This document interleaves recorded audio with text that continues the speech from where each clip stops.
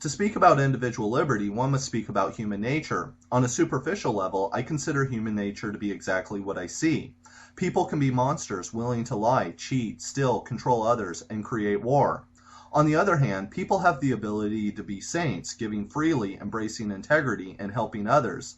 If people are left to their own devices, as Thomas Hobbes believed, they would resort to the original state of nature, one that is solitary, poor, nasty, brutish, and short. If he is correct, then human beings need to be controlled by a state or some external force. This is the original social contract. Unfortunately for Hobbes, we do have a social contract, and people are still solitary, poor, nasty, and brutish. On the opposite end of the spectrum, Wilhelm von Humboldt questioned the social contract and believed that the state tends to make man an instrument to serve its arbitrary ends, overlooking his individual purposes. And since man is in essence a free, searching, self-perfecting being, it follows that the state is a profoundly anti-human institution. Bakunin, almost 100 years later, echoed Humboldt when he said, "I am a fanatical lover of liberty, considering it the only medium in which I can develop intelligence, dignity, and the happiness of man." He goes on, "I mean the only liberty which is truly worthy of the name, the liberty which consists in the full development of all material, intellectual, and moral powers which are to be found as faculties latent in everybody, the liberty which recognizes no other restriction than those which are traced for us by the laws of our own nature, so that, properly speaking, there are no restrictions, since these laws are not imposed on us by some outside legislator, beside us or above us. They are immanent in us, inherent, constituting the very basis of our being, material as well as intellectual and moral." Bakunin aligns himself with traditional individualists when he says, "The liberty of man consists solely in this, that he obeys natural laws because he himself recognized them as such, and not because they have been externally imposed upon him by some extrinsic will whatever, divine or human, collective or individual." In this sense, Bakunin would agree with the classical liberals such as John Locke. But Bakunin did not stop his analysis here. He knows that it was pointless to speak of human liberty as if human beings were isolated subjects living in a vacuum. If an individual was born and existed alone on an island, the isolated individual cannot possibly become conscious of his freedom. He just does whatever he wants. It was only in relation to others that liberty was either harnessed or stifled. When speaking about the elite industrialists of his day, he said, "They want this anarchy only for themselves, not for the masses." If it is true that a person is in essence a free, searching, self-perfecting being, then negative liberty, while mandatory, is not enough to produce a free society. After all, one can consent to chattel slavery and still be considered a free person under these conditions. However, that person is still a slave, and therefore not free. For Bakunin, freedom was much more than this, and could only be realized when every individual, man or woman, should find, upon entering life, approximately equal means for the development of his or her diverse faculties and their utilization in his or her work. I think Bakunin would agree with Humboldt when he says, "To inquire and to create, these are the centers around which all human pursuits more or less directly revolve. But all moral culture springs solely and immediately from the inner life of the soul and can never be produced by external and artificial contrivances. The cultivation of the understanding, as of any of man's other faculties, is generally achieved by his own activity, his own ingenuity, and his own methods of using the discoveries of others." For most, positive and negative liberty are perceived to be at odds.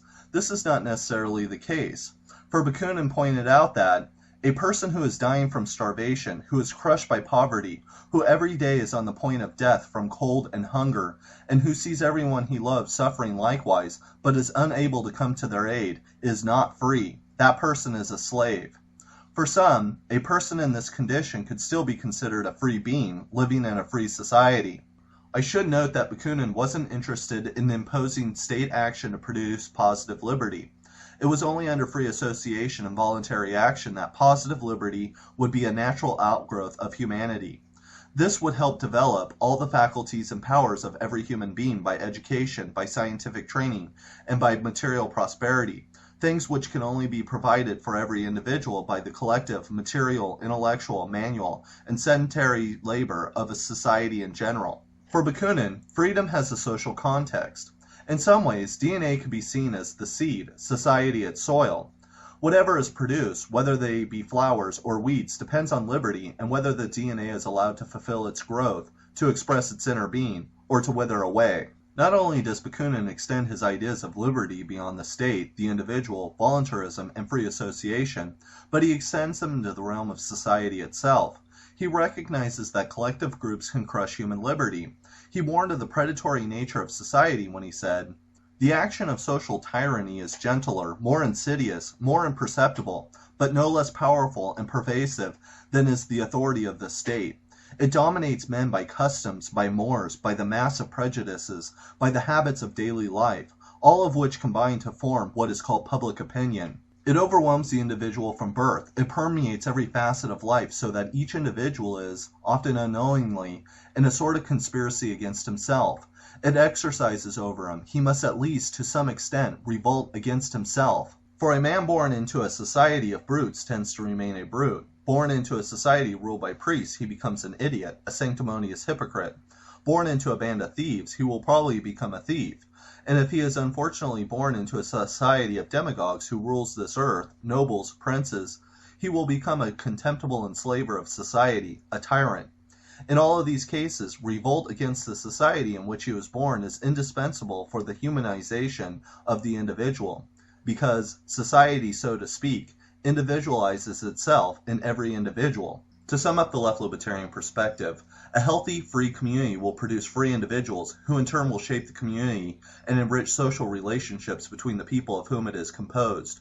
To quote Rudolf Rocker, "Liberties do not exist because they have been legally set down on a piece of paper, but only when they have become the ingrown habits of a people, and when any attempt to impair them will meet with violent resistance of the populace." A left libertarian, by their very nature, are in a visceral revolt against anything that hinders liberty.